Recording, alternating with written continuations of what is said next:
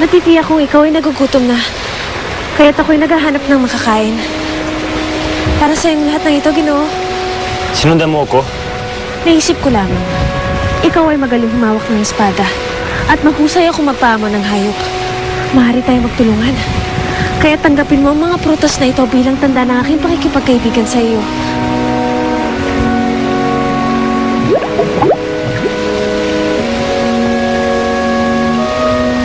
Salamat ka, gutom ako.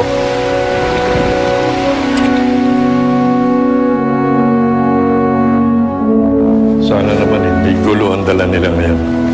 Hindi naman ho siguro, Lo. Si Cindy naman ho yung kumuusap sa akin. Sabi niya gusto daw nila makipag-usap. Pero bilisan natin at may appointment pa ako sa cardiologist ko eh. Madalas na naman ang... Thank you. Sige, Lolo. Madalas na naman ang sakit ng dibdib ko eh. Sige po.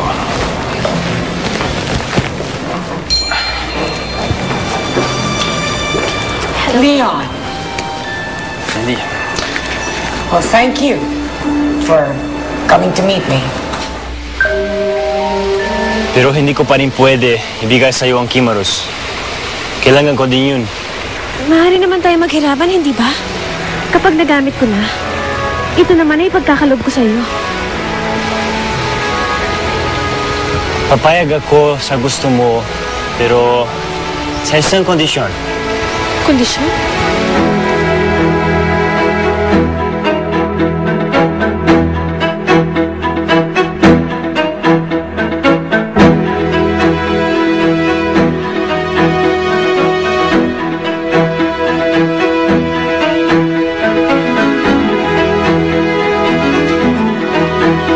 Tinawagan po ako ni Cindy. Sabi niya gusto niya daw po makipag-usap. Yes. Ano pag-uusapan natin? Business, Leon. Business.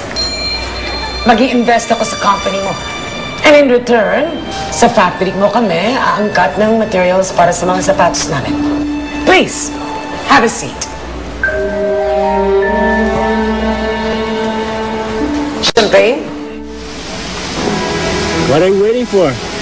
Hinihintay ng katawan ko ang masahe mo. Pasalamat at may kailangan ako sa'yo. Dahil kung wala, hindi ko gagawin ang pinag-uutos mo.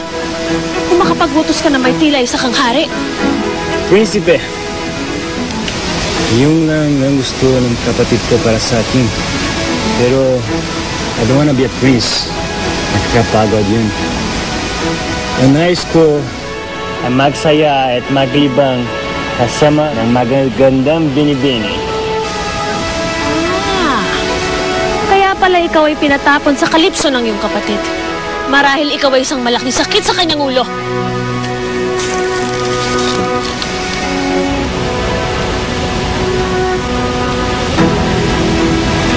Ewan ka lang ba nakakita ng katawan ng lalaki? Hanggang ngayon, hindi niyo pa rin matuntun kung nasa na si Grazilda? Hindi kaya'y wala na siya sa Fantasia, Reyna Fabiola? Hindi maaaring makalabas siya ng Fantasia nang hindi ko siya napubuksa!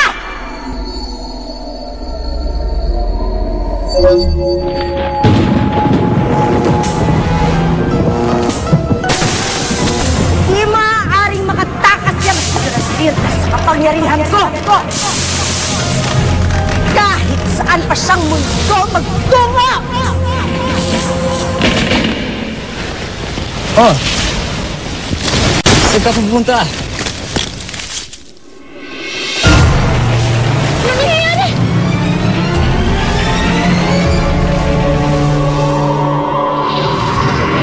Nahanap ko na rin kung nasan si Grazilda! Tiyak na matutuwa si Ate Grazilda kapag nalaman niyang inaalagaan mo ang nanay niya, Kuya Eric. Nanay siya ni Grazilda? Kailangan na natin siyang harapin! Hindi yata ako kumbinsido dito sa proposal na ito. Kung gano'n, wala rin akong panahon makipagplastikan sa inyo, mga tuso. Lolo?